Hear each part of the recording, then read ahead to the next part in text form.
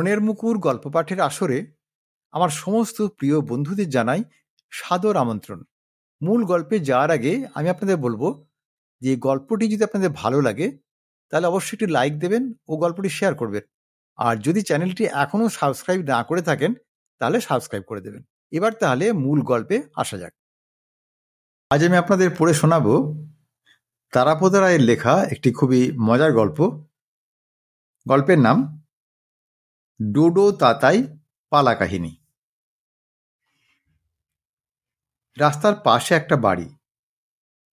বাড়িটির একতলায় জানলার ধারে বসে ডোডোবাবু ভূগোল পড়ছেন। জানলার ওপারে রাস্তায় ফুটপাতের উপরে একটি সাদা কুকুর থাবার উপর থুতনি রেখে অনিমেষ নয়নে ডোডোবাবুর দিকে তাকিয়ে রয়েছে। ডোডোবাবু পড়তে পড়তে যদি কখনো চোখ তুলে কুকুরটির দিকে তাকাচ্ছেন, কুকুরটির সঙ্গে সঙ্গে মৃদু লেজ নাড়াচ্ছে। কুকুরটির নাম তুষারকণা। তার রং সম্পূর্ণ সাদা বলে এই নাম দেওয়া হয়েছে। তুষারকণা স্বভাবত লোভী। ডোডোবাবুর হাতে দুটো বিস্কুট রয়েছে।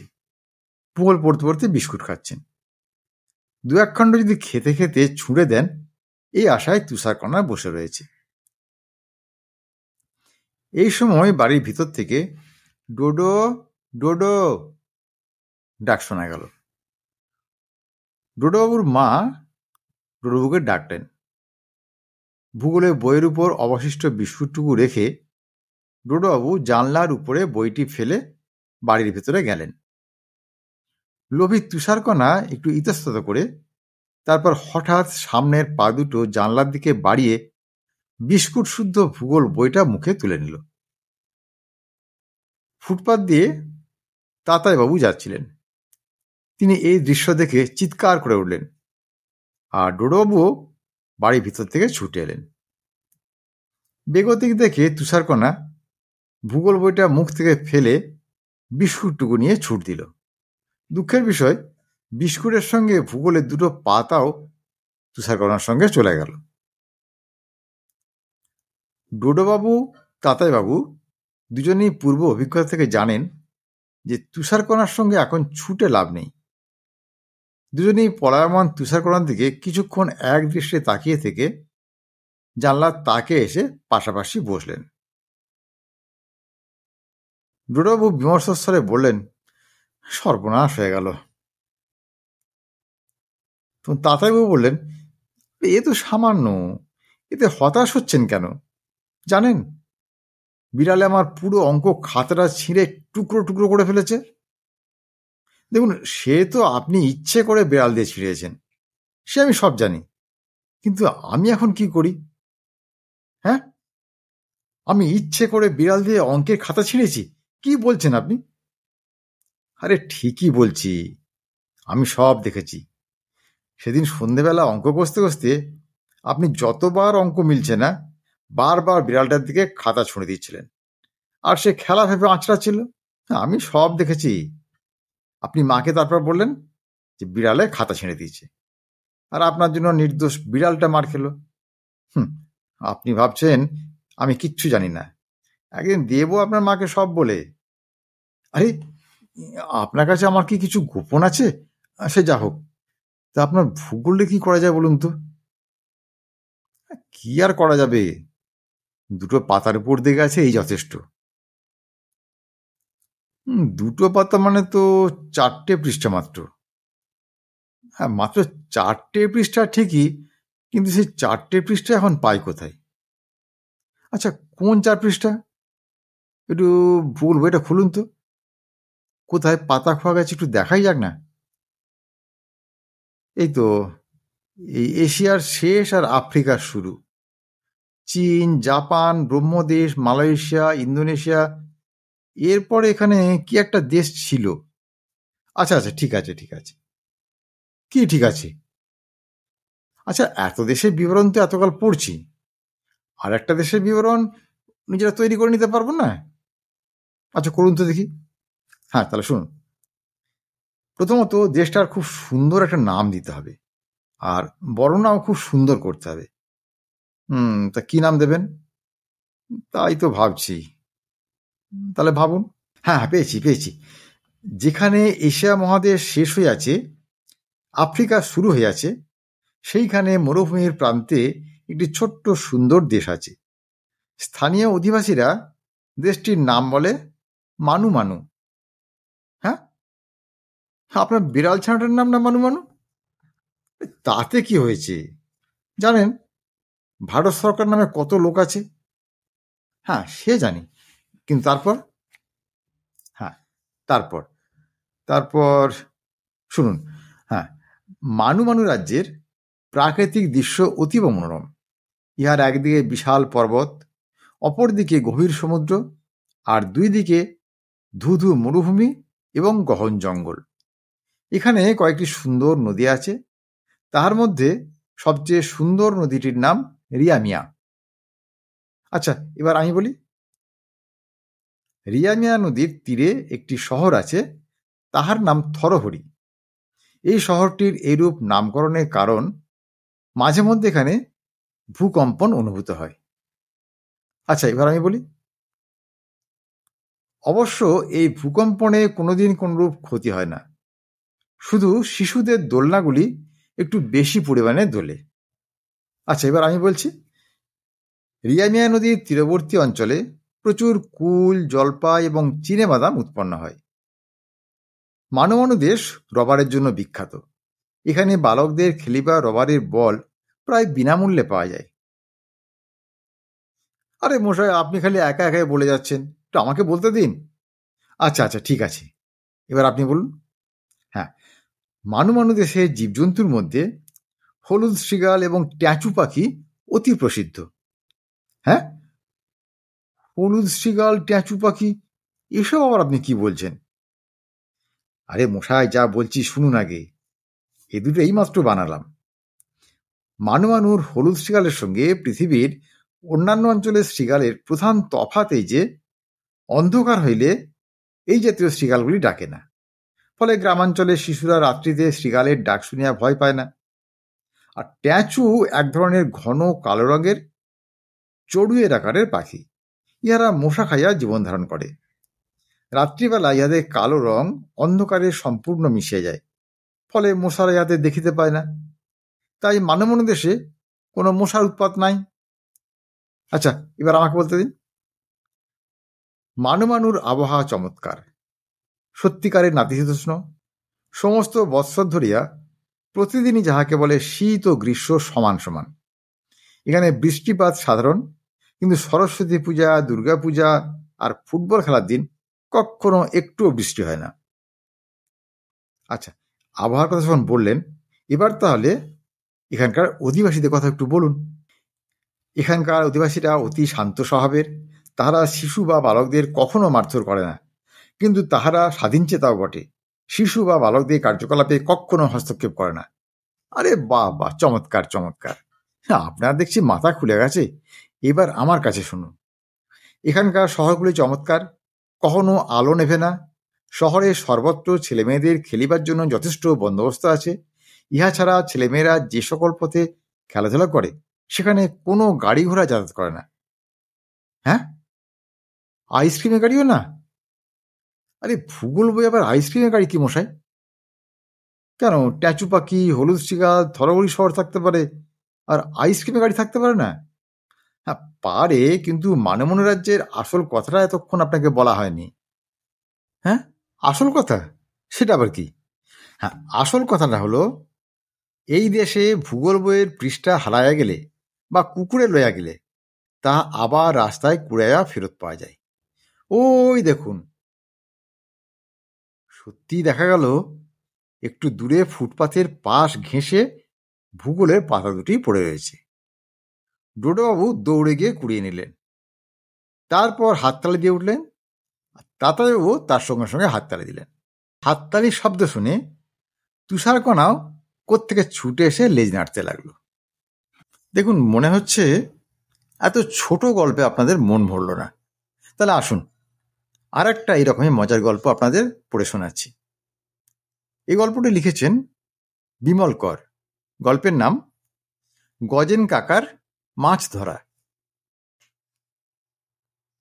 আমাদের গজেন কাকার সামনে মুখ ফসকে কিছু বলার উপায় ছিল না। অন্তত বাবা তো কিছু বলতে পারতেন না, মা তো নয়। সেবার খুব বৃষ্টি বাদলা যাচ্ছিল। একটানা ৩-৪ দিন বৃষ্টির পর ধানবাদ শহরের মাঠঘাট, কবরখানার আশপাশ, গোশালা সব ডুবে গেল।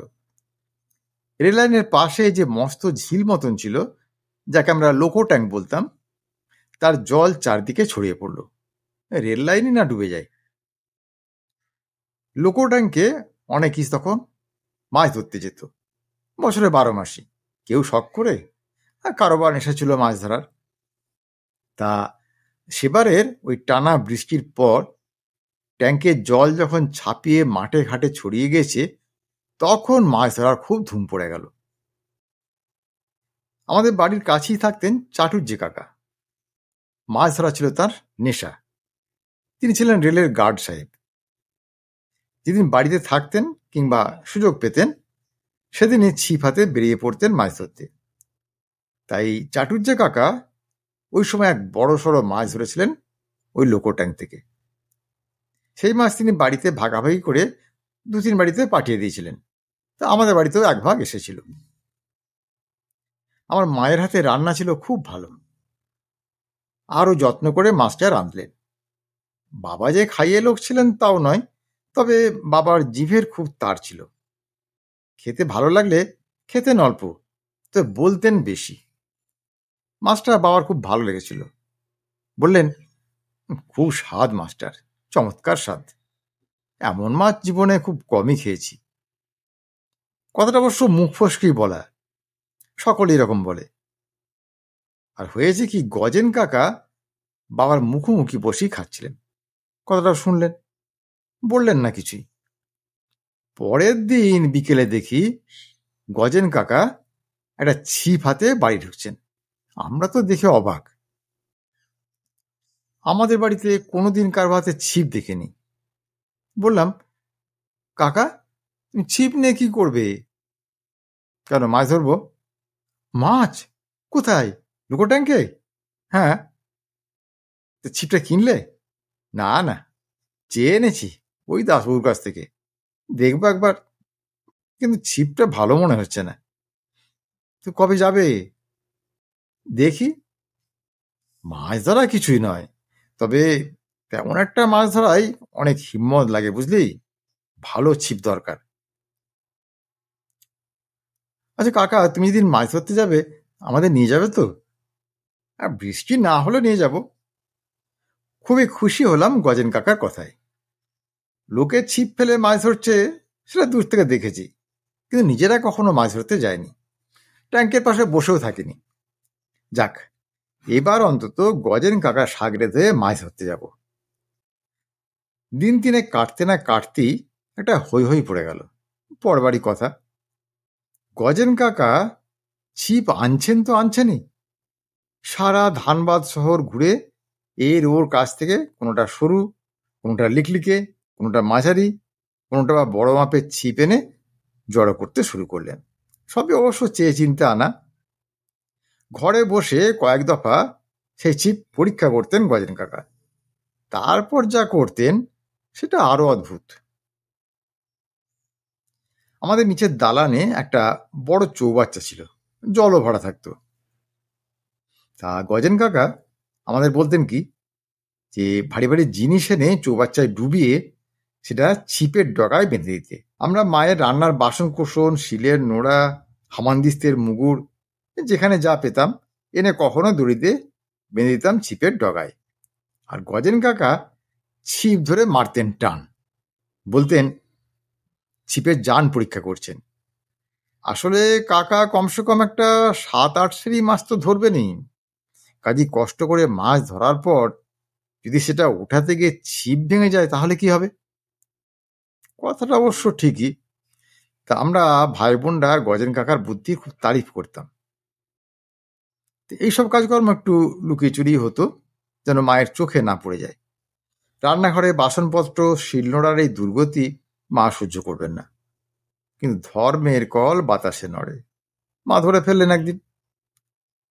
গজেন কাকা মাথা চুলকে বললেন, বৌদি দাদার সেদিন মাছটা খেতে খুব ভালো লেগেছিল। ওটা ছিল একটা বড় কাতলা। পাকা রুই আরো ভালো লাগবে। বৌদি, আমি ভাবছিলাম কি একদিন সেরা স্টেকের মাছ ধরবো, বুঝলে। মা বিলক্ষণ চেনেন গজেন কাকাকে। বললেন, মাছ পুকুরে থাকে, চৌবাচ্চায় নয়। তুমি পুকুরের পাড়ে গিয়ে বসে থাকোগে। গজেন কাকা বোধহয় দুঃখই পেলেন, কিন্তু হাল ছাড়লেন না। বোধহয় পরের দিনই গজেন কাকা শটান ট্রেনে চেপে চলে গেলেন আসানসোল। সেখান থেকে সন্ধেবেলা গাড়িতে ফিরে এলেন মস্ত এক ছিপ নিয়ে, চকচকে হুইল। ছিপটা দেখে আমরা বেজায় খুশি। কাকা বললেন, বুঝলি, আসানসোলের আরডি কোম্পানিতে এর চেয়ে ভালো ছিপ আর ছিল না। কাগজে মোড়া 8 ডজন বড়শিও দেখালেন গজেন কাকা, ছোট বড় নানার মাপের বড়শি। আর সেই সঙ্গে লাল কাগজে মলার দেওয়া অনেকখানা ধারাপাতের মতন দেখতে একটা বাংলা চটি বই। তাতে নানা রকম চার আর টোপ দেওয়ার ফিরিস্তি লেখা আছে। এরপর দিন 2 গেল চার তৈরি করতে। গজেন কাকা বইয়ের লেখার থেকে অর্ধেক নিলেন, আর অর্ধেক বার করলেন নিজের মাথা খাটিয়ে। বললেন, দেখ, মাছ তো আর ছাগল নয় যে যা পাবে তাই খাবে। তাদের পছন্দ আছে, বুঝলি। ওসব আজে বাজে জিনিস দিয়ে চার আমি মাখবো না।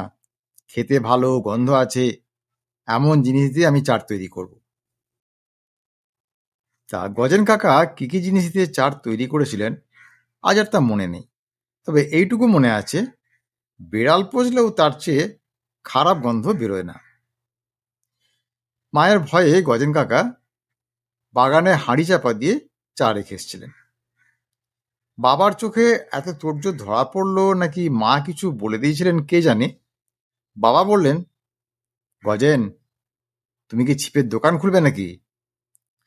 গজেন কাকা বিনয় করে জবাব দিলেন, আগে না, তবে একদিন মাছ ধরতে যাব। আচ্ছা, তা তোমার কি মাছ ধরার অভ্যেস আছে নাকি? হ্যাঁ, মোকামার গঙ্গায় তো ধরেছি। বাবা একটু কৌতুক বোধ করছিলেন। বাহ, তবে তো তোমার হাত যশ আছেই, চেষ্টা করে দেখো। তা মাছ ধরতে কোথায় যাবে ভাবছো? আগে এই লোকো ট্যাঙ্কে।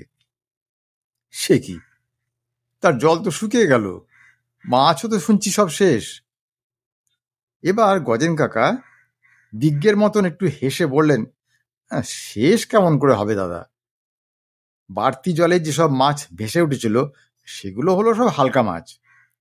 হালকা জিনিস জলে আগে ভেসে ওঠে, আর ভারী জিনিস থাকে তলায়। আমি কম করেও তো 7-8 সিলি মাছ একটা ধরবো। গজেন কাকার কথায় বাবা হেসে বললেন, হ্যাঁ তা ঠিকই, দেখি কষেরি মাছ ধরতে পারো। পরের দিন গজেন কাকার সাকরে হয়ে আমরা 2 ভাই চললাম লোকো ট্যাঙ্কে মাছ ধরতে, অর্থাৎ গজেন কাকার মাছ ধরা দেখতে। মেয়েদের মাছ ধরতে যেতে নেই বলে তুলতুলিকে আমরা সঙ্গে নিলাম না, সে ভীষণ চটে গেল।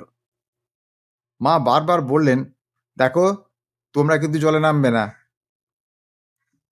বর্ষার দিন, মেঘলা অল্প স্বল্প হবেই, 2-1 পশলা বৃষ্টিও হতে পারে। গজেন কাকা বড় একটা ছাতা নিলেন, আর আমরা 2 ভাই নিলাম ছোট ছোট ছাতা। গজেন কাকা ছিপটাকে ঘাড়ে চাপিয়ে ছাতার বাঁটে অমন বিদঘুটে গন্ধওয়ালা চারের কৌটো কাপড়ে পুঁটুলিতে ঝুলিয়ে মাছ ধরতে চললেন। পিছু পিছু আমরা। দেখলে মনে হবে গজেন কাকা আমাদের সঙ্গীনধারী সেপাই। তা গিয়ে দেখলাম লোকো ট্যাঙ্কের জল তখন সত্যিই কমে গিয়েছে। চারদিকে কাদা কাদা ভাব, বড় বড় ঘাস, নানান রকম লতাপাতা, শ্যাওলা, শাপলা। ট্যাঙ্কের একদিকে রেল লাইন, অন্যদিকে মাঠ। তখন দুপুর। ভাত খেয়ে আমরা বাড়ি থেকে বেরিয়েছি। মাইলখানেকের বেশি হাঁটা হয়েছে। মেঘলা মেঘলা ভাব থাকলেও আমরা দরদর করে ঘামছি। মাছ ধরার ভিড় নেই ট্যাঙ্কে। নেহাত যাদের মাছ ধরার নেশা, তেমনই 5-7 জন বসে আছে ছাতা মাথায়। অন্যদের অনেক দূরে রেখে গজেন কাকা একটা জায়গা বেছে নিলেন। জল বরাবর সরু মতন একটা তক্তা পাতা, চারদিকে শ্যাওলা আর শাপলা। গজেন কাকা তক্তার উপর বসে বেশ কিছুক্ষণ সব নজর করলেন। তারপর চারের কৌটো খুলে সে অদ্ভুত পদার্থ পাঁকের সঙ্গে মেখে নিয়ে তাল পাকিয়ে জলে ছুঁড়তে লাগলেন। গন্ধে আমাদের বমি আসছিল। কয়েকটা ব্যাঙ লাফিয়ে তক্তায় উঠে পড়ল। আমরা তক্তার ত্রিসীমানাতেও থাকলাম না। তারপর গজেন কাকা হাত ধুয়ে একটা মহাদেব মার্কা বিড়ি ধরালেন, বোধহয় গন্ধটা কাটাতে। বেশ খানিকক্ষণ অপেক্ষা করার পর গজেন কাকা ছিপ বড়শি সব ঠিকঠাক করে নিয়ে ছিপ ফেললেন। বললেন, 4টে বড়শি দিলাম রে, বড় মাছ তো, আর এই কালো জামা রুটির টোপ দিয়েছি। হ্যাঁ, দেখবি বাবুর এক্ষুনি নেচে নেচে ছুটে আসবে। আমরা দুই ভাই সামান্য তফাতে বসে পড়লাম। গজেন কাকা ছিপ ফেলে জলের দিকে তাকিয়ে থাকলেন। মাঝে মাঝে কথা বলছিলেন আমাদের সঙ্গে, মাছ ধরা গল্প করছিলেন। বললেন, আরে মোকামার গঙ্গায় রুই, কাতলা, মৃগেল, গলদা কত কি ধরেছি। মাছ ধরা হলো বুদ্ধির খেলা, মাছের সঙ্গে বুদ্ধি খেলিয়ে লড়তে হয়, বুঝলি। দেখতে দেখতে 1 ঘন্টা কাটলো। বিকেল 4টের গাড়িও চলে গেল। মাঝামাঝি মালগাড়ি যাচ্ছে লাইন দিয়ে। মাটি যেন সামান্য কেঁপে উঠছিল গাড়ি যাওয়ার সময়। আর যতবার গাড়ি যাচ্ছে ততবারই গজেন কাকা খুব বিরক্ত হচ্ছেন, যেন মাছেরা শব্দ শুনতে পাচ্ছে গাড়ির। 2 ঘন্টা কাটলো, 3 ঘন্টা কাটলো, বিকেল শেষ। আকাশে একটু কালচে মেঘ উঠেছে। আমাদের ভয় করছিল। আর খানিকটা পরে বিকেল মোড়ে সন্ধে হয়ে আসবে, বৃষ্টিও আসতে পারে। অন্ধকার হয়ে গেলে এখানে বসে থাকবো কেমন করে? কিন্তু গজেন কাকার কোনো হুঁশ নেই। ফাতনা দেখছেন এক দৃষ্টে, আর মাঝে মাঝে আকাশের দিকে তাকিয়ে চোখটা সরিয়ে নিচ্ছেন। আমরা অধৈর্য হয়ে উঠছিলাম। আর কতক্ষণ বসে থাকা যায়? খিদে তো পেট চোঁচা করছিল। মাছটা কিন্তু একটুও নেচে নেচে আসছে না। কাকা, মাছ আর আসবে না, বাড়ি চলো। আরে আসবে আসবে। আর কখন আসবে? এত দেরি হচ্ছে। আরে বড় বড় মাছ তো, এরা অনেক তলায় থাকে, তলার থেকে আসতে দেরি হয়। এইবার আসবে। আরও খানিকটা সময় গেল। অন্ধকার মতন হয়ে আসছিল। বাদলা হাওয়া আসতে লাগলো। বৃষ্টি বোধহয় এসেই গেল। হঠাৎ দেখি গজেন কাকা উঠে দাঁড়িয়েছেন, ছিপের হুইলে হাত। বললেন, আরে টোপ গিয়েছে, এইবার বাসাধনকে। গজেন কাকা সুতো ছাড়তে লাগলেন। আমরা হাঁ করে তাকিয়ে। সন্তু বলল, কাকা কি করছো? আরে মাছ খেলাচ্ছি। মাছ বোধহয় খেলতেই লাগলো। গজেন কাকার সব সুতো যখন ফুরিয়ে গেল, তখন কাকা আচমকা লাফ মেরে পিছন দিকে সরে এসে ছিপ হাতে দৌড়তে লাগলেন। আমরা কিছুই না বুঝতে পেরে ভয় পেয়ে কাকার সঙ্গে সঙ্গেই দৌড়তে লাগলাম। শেষ পর্যন্ত কাকা মাঠের কাদার মধ্যে পা পিছলে একেবারে চিত হয়ে পড়লেন, হাতে ছিপ। আমরা কাকার কাছাকাছি এসে হাঁপাতে লাগলাম। কাকা বললেন, উফ, বেজায় ভারী মাছ, বুঝলি, 10-12 সের তো হবেই। দেখ তো ডাঙায় উঠল কিনা। 10 সেরের মাছ শুনে আমরা আবার ট্যাঙ্কের দিকে ছুটলাম। উমা, গিয়ে দেখি মাছের কোনো চিহ্ন কোথাও নেই। ভাঙাচোরা, ফুটো ফাটা, শ্যাওলা মাখা একটা ছোট্ট বালতি পড়ে আছে। সন্তু চেঁচিয়ে বলল, কাকা, মাছ নেই। কাদামাখা গজেন কাকা তখন উঠে দাঁড়িয়েছেন, হাতে ছিপ। কাছে এসে কাকা সব দেখলেন। তারপর বললেন, উফ, মাছটা বড় চালাক, বুঝলি, বালতি মাথায় দিয়ে টোপ খেয়েছে। কাল এসে পেটাকে ধরবই। আমরা অবশ্য গজেন কাকার সঙ্গে আর মাছ ধরতে যাইনি। আজকের গল্প তাহলে এখানেই শেষ করছি। গল্পটি কেমন লাগলো তা কমেন্ট করে জানাবেন। আর যদি ভালো লাগে তাহলে একটা লাইক দেবেন ও গল্পটি শেয়ার করবেন। আর যদি মনের মুকুর চ্যানেলটি এখনও সাবস্ক্রাইব না করে থাকেন, তাহলে এখনই সাবস্ক্রাইব করে দিন। আজ তাহলে আসি বন্ধু, খুব শিগগিরই আবার হাজির হব এরকম একটি সুন্দর গল্পের ভিডিও নিয়ে। ততক্ষণ সবাই খুব ভালো থাকুন, সুস্থ থাকুন, আনন্দে থাকুন। নমস্কার।